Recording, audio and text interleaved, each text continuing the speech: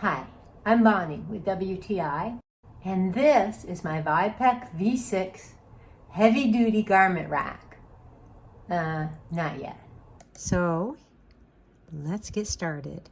Now this is not something I have ever done. I've always deferred to somebody else who's better at it than me because it's kind of daunting. And here I am. I'm doing it. I'm following these detailed instructions, just step by step by step with all those pieces. Screwing in, making sure everything's tight, clipping the braces on, and setting the shelves on top. And I'm actually happy with myself that I can do this. I didn't think I could.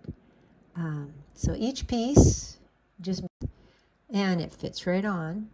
And then, ta-da!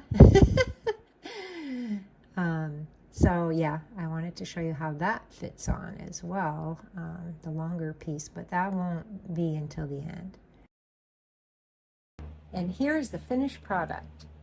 2 huge shelves on top, same size on the bottom, then 3 in the middle, smaller shelves, 2 places to hang my long dresses. Sturdy! I did it! I put it together, and it's so hard for me to put things together like this. I'm so excited to be able to use my beautiful new closet. And that's my point of view.